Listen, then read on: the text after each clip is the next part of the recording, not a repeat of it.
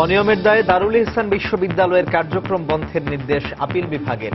অন্য বেসরকারি বিশ্ববিদ্যালয়গুলোর জন্য সতর্ক বার্তা ব্রিফিংয়ে অ্যাটর্নি জেনারেল। কুমিল্লায় ফ্লাইওভারের নির্মাণ কাজে ধীরগতি, দুর্ভোগ চরমে, দায় স্বীকার করে দ্রুত কাজ শেষ করার আশ্বাস সড়ক ও জনপথ বিভাগের। পূরণ হতে যাচ্ছে নারায়ণগঞ্জবাসীর দীর্ঘদিনের তৃতীয় শীতলক্ষ্যা সেতুর স্বপ্ন। বাংলাদেশ চীনের মধ্যে চুক্তি সই, 2020 সালে শেষ হবে নির্মাণ কাজ, জানালেন মন্ত্রী। টাঙ্গাইলে কিন্ডারগার্টেন ও নার্সারি স্কুলগুলোতে বই বাণিজ্য, নির্দিষ্ট লাইব্রেরি থেকে বেশি দামে কিনতে হচ্ছে 5 থেকে 10টি অতিরিক্ত বই। এবং আশঙ্কা ভয় ভীতি কাটিয়ে ব্রাহ্মণবাড়িয়ার নাসিরনগরের গৌর মন্দিরে ভুবন মঙ্গল মহোৎসব, সব ধর্ম বর্ণের মানুষের মিলন মেলা।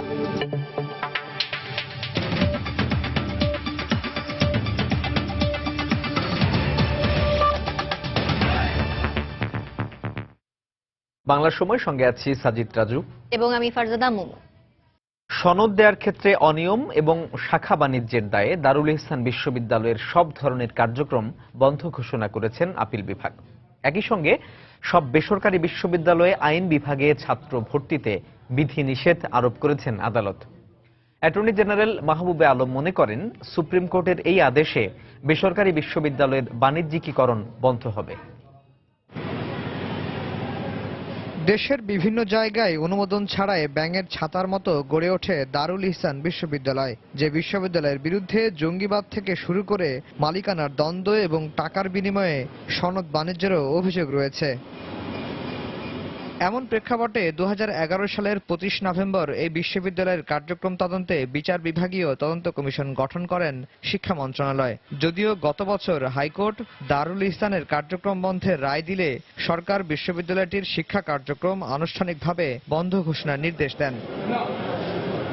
এই রায়ের বিরুদ্ধে বিশ্ববিদ্যালয় কর্তৃপক্ষ আপিল করলে বুধবার তা খারিজ করে দেন সুপ্রিম কোর্ট। ফলে চূড়ান্তভাবে বন্ধ হল বিশ্ববিদ্যালয়টির সব ধরনের কার্যক্রম। তবে এ বিশ্ববিদ্যালয়ের বর্তমান ছাত্রদের ভাগ্যে কি ঘটবে তা পূর্ণাঙ্গ রায়ে নির্ধারিত হবে বলে জানিয়েছেন আইনজীবীরা। দারুল ইহসান তাদের কোন রকম কার্যক্রম তারা চালাতে পারবে না। বিশ্ববিদ্যালয় হিসাবে তারা যে কার্যক্রম চালিয়ে এসেছিল সেটার পরিসমাপ্তি ঘটল। এখনো নির্দেশনা আকারে তো আমরা পাইনি, অতএব সমগ্র জাজমেন্টটা পেলে পারে তখন বোঝা যাবে যে ইমপ্লিকেশনসগুলো কি এলো। তিনি জানান, এই আদেশের ফলে অন্যান্য বিশ্ববিদ্যালয়গুলোর শিক্ষা নিয়ে বাণিজ্যিকীকরণ বন্ধ হবে। বিশ্ববিদ্যালয়ের স্বীকৃতি নিয়ে যারা একটা অরাজক অবস্থার সৃষ্টি করছে তাদের ব্যাপারে আমাদের উচ্চ আদালত খুব কঠোর মনোভাব নিয়েছেন। যে ইস্যুগুলো ছিল রিট পিটিশনে, সেগুলো নিয়ে মোস্ট অফ দ্য ইউনিভার্সিটির কোনো বলার কিছু নেই, কিন্তু যে অবজারভেশনগুলো এসছে হাইকোর্ট ডিভিশনের জাজমেন্টে, সেই অবজারভেশনগুলো কমপ্লাই করা সম্ভব হবে না বিধায় অ্যাপিলেট ডিভিশনে অ্যাপিল করেছিল। এছাড়া east West world prime Asia বিশ্ববিদ্যালয় সহ কয়েকটি বিশ্ববিদ্যালয়ে আইন বিভাগে ছাত্র ভর্তির বিষয়ে কিছু নির্দেশনা দিয়েছেন আদালত, যা পূর্ণাঙ্গ রায়ে বিস্তারিত জানা যাবে। আফজাল হোসেন, সময় সংবাদ, ঢাকা। নারায়ণগঞ্জবাসী দীর্ঘদিনের প্রাণের দাবি তৃতীয় শীতলক্ষ্যা সেতু বাস্তবায়নের দ্বার উন্মোচিত হয়েছে। সৌদি ফান্ডের প্রায় 450 কোটি টাকার সহায়তায় বাংলাদেশ সড়ক ও জনপথ বিভাগের সাথে চীনা সিনো হাইড্রো কোম্পানির সেতু নির্মাণের চুক্তিটি আজ সই হয়েছে। এ সময় আগামী 2020 সালের মার্চে এ সেতু নির্মাণ কাজ শেষ হবে বলে জানান সড়ক পরিবহন ও সেতুমন্ত্রী ওবায়দুল কাদের।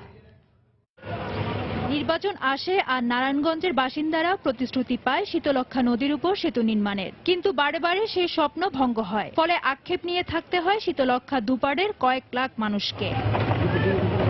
কিন্তু এবার সেই হতাশার দিন শেষ।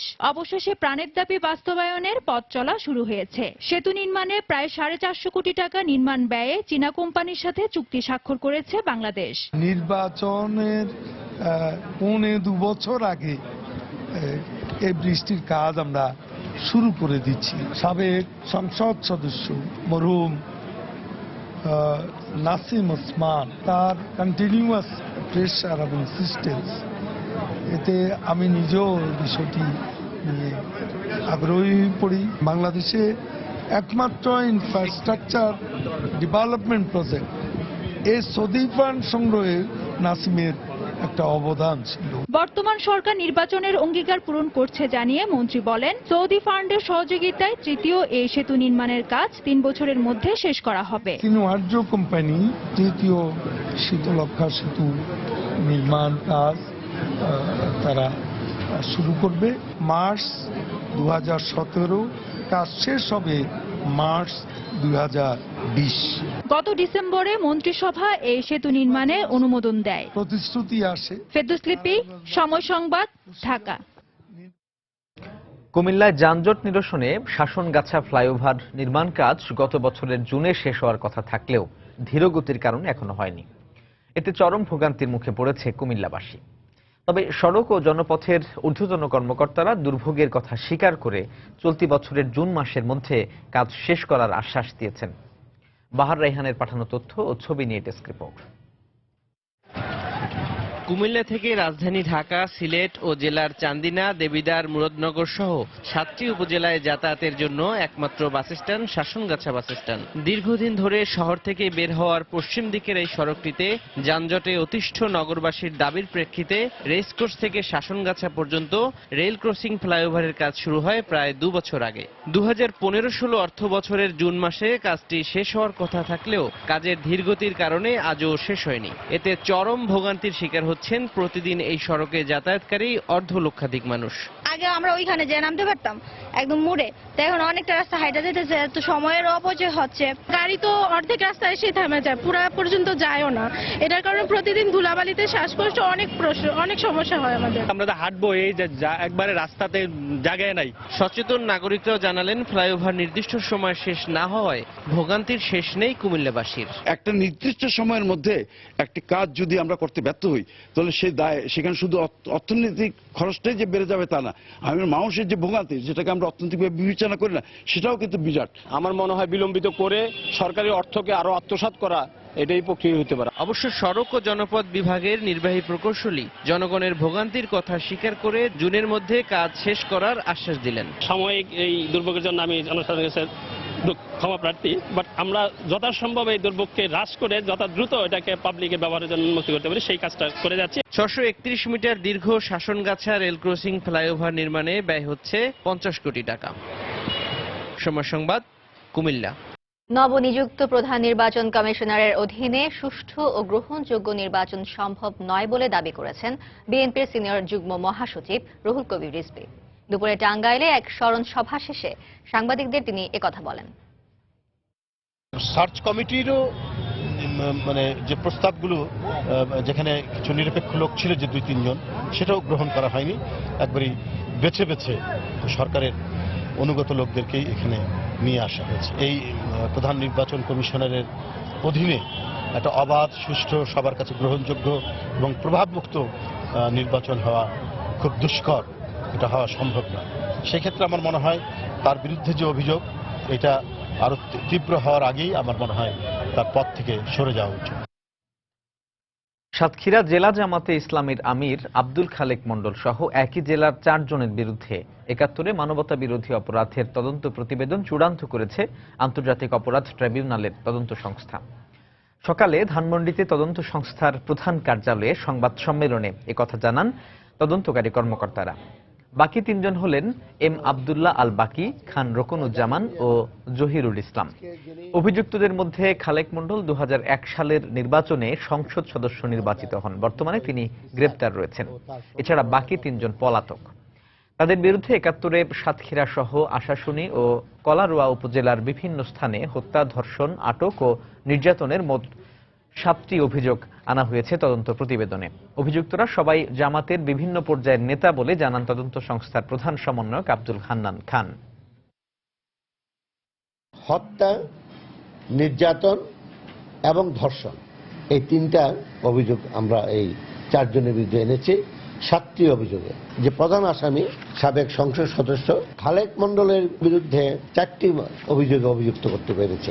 অপরাধের স্থান হলো আশাশুনি থানায় আছেন এলাকায়, সাতক্ষীরা সদরে আছে এবং কলরোয়া থানায় আছে। এই 3 থানায় এই অপরাধ যজ্ঞগুলো করা হয়েছে। এই মামলায় 60 জন সাক্ষী আমরা সংগ্রহ আছে মামলায়। বাংলার সময় আরো থাকছে। নারায়ণগঞ্জের সোনারগাঁওয়ে ট্রাক নিয়ন্ত্রণ হারিয়ে খাদে, নিহত 4, আহত 6।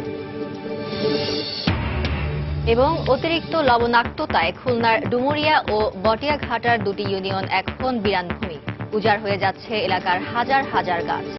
ব্রাহ্মণবাড়িয়ার নাসিরনগরে সনাতন ধর্মাবলম্বীদের বিভিন্ন উপাসনালয়ে হামলার 3 মাস পর উপজেলার গৌর মন্দিরে শুরু হয়েছে 55তম বার্ষিক ভুবন মঙ্গল মহোৎসব। এ উপলক্ষে সকল ধর্ম বর্ণের মানুষের মিলন মেলায় পরিণত হয়েছে মন্দির প্রাঙ্গণ। নানা আশঙ্কা এবং ভয় ভীতি কাটিয়ে এ উৎসবের মাধ্যমে সাম্প্রদায়িক সম্প্রীতি আবারও ফিরে আসবে বলে মনে করেন সনাতন ধর্মাবলম্বীরা। ব্রাহ্মণবাড়িয়া থেকে উজ্জ্বল চক্রবর্তীর পাঠানো তথ্য ও ছবি নিয়ে ডেস্ক রিপোর্ট। নাসিরনগরের ঘটনার পর কেটেছে 3 মাস। পুনর্নির্মাণ করা হয়েছে বাড়িঘর এবং ভাঙা মন্দির। আর তাই সাম্প্রদায়িক সম্প্রীতি ফিরিয়ে আনার জন্য বিশ্ব শান্তি ও মঙ্গল কামনায় উপজেলার প্রধান মন্দির গৌর মন্দিরে শুরু হয়েছে 6 দিনব্যাপী ভুবন মঙ্গল মহোৎসব। আর একে ঘিরে পুরো এলাকায় এখন সাজসজ্জা। উৎসবের শুরুতে আনুষ্ঠানিকভাবে পূজা অর্চনার মধ্য দিয়ে মন্দিরে রাধাকৃষ্ণ গৌরনিতাই ও পঞ্চতত্ত্ব প্রতিমা স্থাপন করেন পুরোহিত। এরপর শুরু হয় ভক্ত অনুরাগীদের জন্য গীতাপাঠ, হরিনাম কীর্তন এবং সাংস্কৃতিক অনুষ্ঠান। 3 মাস পূর্বের এক অনাকাঙ্ক্ষিত ঘটনায় মন ভাঙলেও এই উৎসবের মধ্য দিয়ে তারা আবার ঘুরে দাঁড়াবে বলে আশা করছেন সনাতন ধর্মাবলম্বীরা। আজকে আমাদের মনে একটু সম্প্রীতি আইছে, সুন্দর হয়েছে যে আমরা একত্রিত হইতে পারছি, আবার মিলেমিশে সবাই চলতে ফিরতে পারবো। আমাদের নাসিরনগর আগে যেরকম ছিল, আমরা চাই নাসিরনগর আবার তার আগের জায়গায় ফিরে আসুক। প্রতিদিন তো আগে আতঙ্কে ছিলাম, এই আতঙ্কটা একটু কাটিয়ে উঠছি, এটাই আমাদের কাছে একটু বড় পাওয়া। সাম্প্রদায়িকতার যে বিষয়টা, এটা একদম এখন আর নেই। উৎসবকে কেন্দ্র করে কঠোর নিরাপত্তা ব্যবস্থা গ্রহণ করেছে স্থানীয় পুলিশ প্রশাসন। ঘটনাকে যারা ঘটাতে সব ধরনের কারিগরি সহায়তা, তাদের সমর্থন দিয়েছে, অধিকাংশকে আমরা গ্রেপ্তার করেছি। সবাইকে যাতে আইনের সম্মুখীন হতে হয় সেই চেষ্টা আমরা অব্যাহতভাবে নিয়ে যাচ্ছি। এদিকে উৎসবের উদ্বোধনী অনুষ্ঠানে যোগ দিয়ে যে কোনো মূল্যে সাম্প্রদায়িক সম্প্রীতি বজায় রাখার আহ্বান জানান স্থানীয় সংসদ সদস্য অ্যাডভোকেট ছায়েদুল হক। 30 অক্টোবর ঘটনার পর আজকের যে পরিস্থিতি, এই পরিস্থিতি নাসিরনগর বহাল রাখতে হবে এবং এই পরিস্থিতি বহাল রাখার জন্য, সর্বস্তরে বহাল রাখার জন্য আমার যা যা প্রয়োজন আমি সব কিছু করব। এই উৎসব আগামী 13 ফেব্রুয়ারি সোমবার পর্যন্ত চলবে। সময় সংবাদ, ব্রাহ্মণবাড়িয়া। ফ্ল্যাট ক্রেতাদের টাকার উৎস নিয়ে প্রশ্ন না করতে এনবিআর ও দুদকের প্রতি আহ্বান জানিয়েছেন গৃহায়ণ ও গণপূর্ত মন্ত্রী ইঞ্জিনিয়ার মোশাররফ হোসেন। দুপুরে চট্টগ্রামের একটি হোটেলে 4 দিনব্যাপী আবাসন মেলার উদ্বোধন অনুষ্ঠানে তিনি এই আহ্বান জানান। আমাদের জনগোষ্ঠী বাড়ছে, আমাদের হরিজেন্টালি যেতে যাওয়া যাবে না, আমাদের ভার্টিক্যালি যেতে হবে। হাউজিং সেক্টরে 14% রেজিস্ট্রেশন ফি দিচ্ছে, এরপরও জিজ্ঞেস করতেছে এনবিআর এসিয়া যে আপনি কোথেকে পাইলেন, দুদক এসে বলছে কোথা থেকে টাকা পাইলেন। এটা তো ঠিক না। আমি মনে করি যে এটার থেকে মুক্ত করতে হবে। এই প্রণোদনা অবশ্যই আপনার অ্যাপার্টমেন্টের না দিলে এখান থেকে টাকা চলে যাবে।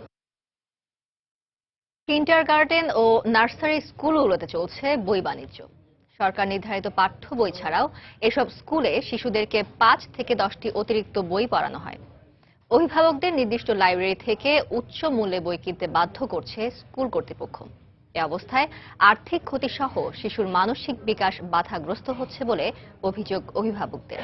দেশের বিভিন্ন জায়গার মতো টাঙ্গাইলে এমন অভিযোগের প্রেক্ষিতে স্থানীয় জেলা প্রশাসক অভিযুক্ত স্কুলগুলোর বিরুদ্ধে প্রয়োজনীয় ব্যবস্থা নেওয়ার আশ্বাস দিয়েছেন। কাদির তালুকদারের তথ্য ও রাশেদ খানের ছবি নিয়ে desk report. Srishti academic school, Bulbul cadet school, holy child kindergarten school সহ জেলার প্রায় সব বেসরকারি প্রাথমিক বিদ্যালয়ে বই ব্যবসার একই চিত্র। প্রকাশনা কোম্পানি স্থানীয় লাইব্রেরির সাথে কমিশন ভিত্তিক চুক্তি করে উচ্চ মূল্যে শিক্ষার্থীদের বই কিনতে বাধ্য করছে স্কুল কর্তৃপক্ষ। প্রায় প্রতিটি নার্সারি স্কুলে রয়েছে পাঠ্য বইয়ের বাইরে 5 থেকে 10টি অতিরিক্ত বই। এ অবস্থায় সন্তানের পড়ার খরচ জোগাতে হিমশিম খেতে হচ্ছে অভিভাবকদের। এদিকে অতিরিক্ত বইয়ের চাপে কোমলমতি শিশুদের মানসিক বিকাশও বাধাপ্রাপ্ত হচ্ছে। বইগুলো উন্মুক্ত ভাবে আমরা কিনতে পারলে বোধহয় আমরা আরেকটু কমে কিনতে পারতাম। একটা বাংলা বই কিনছি নার্সারির, সেই বইয়ের দাম নিল 105 টাকা, 1 টাকা কম নিল না। এগুলো যদি লাইব্রেরিতে, বিভিন্ন লাইব্রেরিতে আমরা পাইতাম, সেটা হয়তো এগুলো অনেক কমে দামে আমরা পাইতাম। সবকিছু ফিক্সড, এখান থেকে সবকিছু করতে হবে, ড্রেস বা ড্রেসের ক্যাপ ব্রেল এগুলো সবকিছু এই স্কুল থেকে নিতে হবে, বাইরে আমাদের কোনো চান্স নাই। কিন্ডারগার্টেনের শিক্ষকরা বলছেন শিশুদের জ্ঞান বিজ্ঞানে স্বয়ংসম্পূর্ণ করে তুলতে অতিরিক্ত বই দেওয়া হচ্ছে। আর লাইব্রেরি মালিকরা জানালেন তাদের ব্যবসায়িক চাহিদার কথা। বাচ্চাদের অভিভাবকরা চান যে একটু বেশি ভাবে যেন তার ট্যালেন্ট হয়ে যায়, বেশি যেন মেধাবী হয়। সেক্ষেত্রে আমরা এই বোর্ড বইয়ের পাশাপাশি এগুলোকে সহায়ক হিসেবে নিচ্ছি। আমরা এই যে বিক্রি করি সেখানে আমাদের কমিশনটা অত্যন্ত নগণ্য। আমাদের কাছে আর কয়টা স্কুল আছে? সবার কাছেই তো কম বেশি সবার কাছেই আছে। এটা তো কেউ এককভাবে আমি যে একা ব্যবসা করতেছি তা না। অবশ্য জেলা প্রশাসক যেসব বিদ্যালয়ে সরকার নির্ধারিত পাঠ্যপুস্তকের বাইরে অতিরিক্ত বই পড়ানো হচ্ছে তাদের বিরুদ্ধে কঠোর ব্যবস্থা নেওয়ার আশ্বাস দিলেন। জেলা প্রাথমিক শিক্ষা অফিসার এবং জেলা শিক্ষা অফিসার দুজনের কাছে চিঠি দেওয়া হয়েছে এবং সকল শিক্ষা প্রতিষ্ঠানেও চিঠি দেওয়া হয়েছে যে ওনারা কি বই ব্যবহার করছেন। ওই চিঠির জবাব আমরা এখনো পাইনি। যদি কোনো এরকম অভিযোগ পাওয়া যায় বা প্রমাণ পাওয়া যায় অবশ্যই তাদের বিরুদ্ধে বিদ্যমান আইন মোতাবেক পদক্ষেপ নেওয়া হবে। টাঙ্গাইল জেলায় 591টি কিন্ডারগার্টেন স্কুলে 1,20,000 শিক্ষার্থী রয়েছে। সময় সংবাদ, টাঙ্গাইল। বাংলা সময় আরো থাকছে। বগুড়ায় চলছে ঐতিহ্যবাহী পোড়াদহ মেলা। প্রথম দিনের আকর্ষণ নানা প্রজাতির বিশাল আকৃতির মাছ, দূর দূরান্ত থেকে দর্শনার্থীদের ভিড়। লবণাক্ততার আগ্রাসনে খুলনার ডুমুরিয়া উপজেলার শরাবপুর ইউনিয়ন এবং বটিয়াঘাটা উপজেলার সুরখালী ইউনিয়ন এখন বিরান ভূমিতে পরিণত হতে চলেছে। ভদ্রা নদীর বাঁধ ভেঙে যাওয়ার কারণে গেল বছর জুলাই থেকে পানিতে ডুবেছিল দুই ইউনিয়নের বৃহৎ এলাকা। পানি নেমে যাওয়ার পর থেকে এলাকাগুলোতে উজাড় হয়ে যাচ্ছে হাজার হাজার বৃক্ষ। দেখা দিয়েছে পরিবেশ বিপর্যয়। তরিকুল ইসলামের প্রতিবেদন, ক্যামেরায় ছিলেন আবুল বাশার। আমরা চই দিচ্ছি, অনেক অনেক লোক চলে গেছে, বাইরে ছেলেমেলে একদম বাইরে ছেলেমেলে চলে গেছে। ইজ্জত মান আর আমায় থাকতে না। ডুমুরিয়ার শরাবপুর ইউনিয়নের বাসিন্দা আব্দুল গফুর মোল্লা কৃষিকাজ করে চালাতেন জীবন জীবিকা। বর্তমানে এলাকায় লবণাক্ততা বৃদ্ধিতে ফসল না ফলায় অভাব অনটন আর মনোকষ্ট কেড়ে নিয়েছে তার মুখের হাসি। ডুমুরিয়া উপজেলায় গত বছর 25 জুলাই শরাবপুর ইউনিয়নের ভদ্রা নদীর 29 নম্বর পোল্ডারে চাঁদগড় জালিয়াখালী বন্যা নিয়ন্ত্রণ বাঁধের 400 মিটার জুড়ে ভেঙে যায়। একই সময় পোল্ডারের দক্ষিণ দিকে ভেঙে যায় বটিয়াঘাটা উপজেলার সুরখালী ইউনিয়নের বন্যা নিয়ন্ত্রণ বাঁধ। এ সময় পানিতে তলিয়ে যায় দুই ইউনিয়নের বিস্তীর্ণ এলাকা। বাঁধটি সাময়িকভাবে রক্ষা করা সম্ভব হলেও নোনা পানির প্রভাবে বর্তমানে এলাকার হাজার হাজার ফলজ ও বনজ গাছ মরে যাচ্ছে। এলাকায় দেখা দিয়েছে নানা রোগ, বিবর্ণ হয়ে গেছে প্রকৃতি। এখান থেকে এই পর্যন্ত কিছু দেখা যেত না, আজকে লবণের আক্রোশে আমাদের সব শেষ হয়ে গেছে। একসময় অনেক সুন্দর ছিল, গাছগাছালি ছিল, লোকজনের কর্মসংস্থান ছিল, প্রতিপক্ষের জমি জমা ছিল, তা থেকে তারা কিছু করতো, কিন্তু একদম নিঃস্ব হয়ে গেছে, সবকিছু ধ্বংস হয়ে গেছে, এখন সব ফকির। নোনার সাথে ঘাবাসরা আছে, চুলকানি আছে, গা ধুইতে গেলে মানে গোসল করতে গেলে চুলকানি আছে। স্থানীয় জনপ্রতিনিধিদের দাবি, নদীর বাঁধের মেরামত কাজে পানি উন্নয়ন বোর্ডের অনিয়মের কারণেই এ পরিস্থিতির সৃষ্টি হয়েছে। অব্দ কর্তৃপক্ষের গাফিলতি, তারা ঠিকমতো কাজ করে না, যে অর্থ বরাদ্দ হয় সেই বরাদ্দ ঠিকমতো ব্যবহার হয় না। অবশ্য উপজেলা নির্বাহী কর্মকর্তা জানালেন দ্রুত সমন্বিত পদক্ষেপ গ্রহণ করা হবে। পানি উন্নয়ন বোর্ড, তারপরে কৃষি বিভাগ, বন বিভাগ সবাইকে নিয়ে একটা টিম করে দেব। কি কি সমস্যা হয়েছে এগুলো আইডেন্টিফাই করা সম্ভব হয়, তখন আমরা তারপরে এটা পাওয়ার পরে আমরা উদ্বোধন কর্তৃপক্ষের কাছে আলোচনা করে সেখানে পাঠিয়ে দেব। ডুমুরিয়া ও বটিয়াঘাটার দুটি ইউনিয়নের 9টি গ্রাম এখন লবণাক্ততায় পুরোপুরি আক্রান্ত। লবণাক্ততার ভয়াবহ আগ্রাসনে ভেঙে পড়েছে খুলনার ডুমুরিয়া উপজেলার শরাবপুর ইউনিয়নের সবুজ বেষ্টনী। কর্মসংস্থানের অভাবে বাস্তুচ্যুত হয়েছে এখানকার কয়েক হাজার মানুষ। নদী ভাঙন যেখানে বড় সমস্যা, সে সমস্যার সমাধানে নেই কোনো কার্যকরী উদ্যোগ। স্থানীয়দের দাবি, টেকসই বেড়িবাঁধ নির্মাণই পারে এখানকার সব সমস্যার সমাধান দিতে। খুলনার ডুমুরিয়ার শরাবপুর ইউনিয়ন থেকে তরিকুল ইসলাম, সময় সংবাদ। নারায়ণগঞ্জে ট্রাক নিয়ন্ত্রণ হারিয়ে খাদে পড়ে 4 শ্রমিক নিহত হয়েছেন। এতে আহত হয়েছেন আরো 6 জন। ভোরে সোনারগাঁও উপজেলার আশারিয়ার চর এলাকায় এই ঘটনা ঘটে। প্রত্যক্ষদর্শীরা জানান, ঢাকা থেকে ভোরে 10 জন শ্রমিক নিয়ে কাগজ ভর্তি একটি ট্রাক নারায়ণগঞ্জের মেঘনাঘাট এলাকায় যাওয়ার সময় পথে আশারিয়ার চর এলাকায় নিয়ন্ত্রণ হারায়। এ সময় ট্রাকটি রাস্তার পাশে খাদে পড়ে গেলে ঘটনাস্থলেই 2 জন শ্রমিক নিহত হন। আহত হন আরো 8 জন। পরে গুরুতর আহত 2 জনকে ঢাকা মেডিকেলে নিয়ে আসার পথে তাদের মৃত্যু হয়। আহত বাকি 6 জনকে স্থানীয় উপজেলা স্বাস্থ্য কমপ্লেক্সে ভর্তি করা হয়েছে। সাংবাদিক আব্দুল হাকিম শিমুল হত্যার প্রতিবাদে আজও দেশের বিভিন্ন স্থানে মানববন্ধন অনুষ্ঠিত হয়েছে। সকালে সিরাজগঞ্জের তাড়াশ প্রেস ক্লাব চত্বরে মানববন্ধন করে উপজেলা রিপোর্টার্স ইউনিটি। এতে সংবাদকর্মীদের পাশাপাশি বিভিন্ন শ্রেণী পেশার মানুষ অংশ নেন। বক্তারা হত্যাকাণ্ডের সুষ্ঠু তদন্তের মাধ্যমে বিচার নিশ্চিতের দাবি করেন।